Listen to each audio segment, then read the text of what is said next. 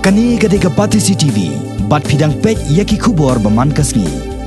Habaya tuklar lam ya kejingmi kejing yakan an hakini kendiat sengi balala hakabalami kejing letma hapdang kipat ba bat kipulen tang nakadaw kejing syasyo ki laingot ki kena kasi hapo harijan koloni kabala poi sedu upot kabala penbitari kipat ba bat kejing dawa ban penkarya no sisendan ya kijat bentre Punjabi napo kani kejaka Henin kesngi kasantre ujeliu sa kaliang sensyar jong ka Khasi Hills Autonomous District Council kata ka Kenhon People's Democratic Alliance hapo ka jelam jong Chief Executive Member uba pencengan NCM lakeno ba ka jing baklahi kedai jong ka Hima Milim kabala ay yakani ka jaka sa Shillong Municipal Board House nem ka kandai spa san pusau ban pelong kom ka jaka sa jong kijat benre Punjabi ki batrai bat ka municipal Banakala juga People Democratic Alliance belong very far but you iba ya katega ya ki dei basam dei di ban shift no number 1 ang tingi sutho ki don gi municipal workers ne ki state government department workers welfare kadai kam dengan state government ban shift no ya ki par kumjuru na kabanta ban evening gitu ki illegal settler mangdo mi don adja ki basam tu idon ki basa kinamar bagi engage ki jingedi bar ki kami begitu right department welfare berkunjung municipal dan pada ki basa ang tu ki basu simai pateng na ga ki wai pateng na ki nong ki basong ki nong tri department welfare dinaglang juga istan ba kum kita di ban ibi kuna award but ndai tangkata kalong bala kum ban penong itu jaka ban expand nam ta route expansion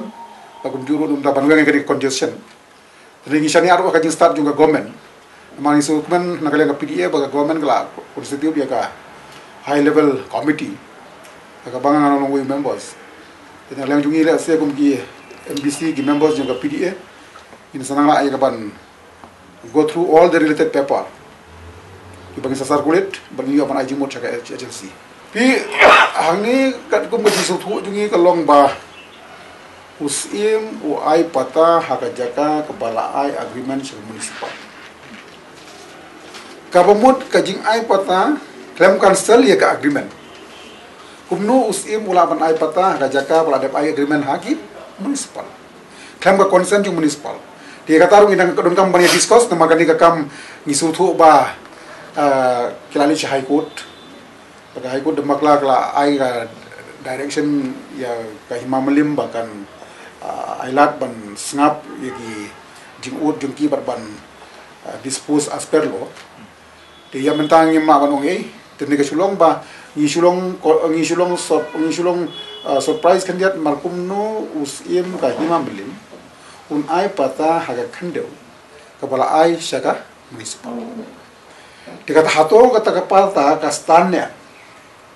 klaim ka consent jongka municipal board kapata ladi ka practice custom and tradition ka jongi kaba usim jong gano ka hima boro ya gano khandeu barap mano usaj issue ya ka pata dende ka sulong bang issue based on custom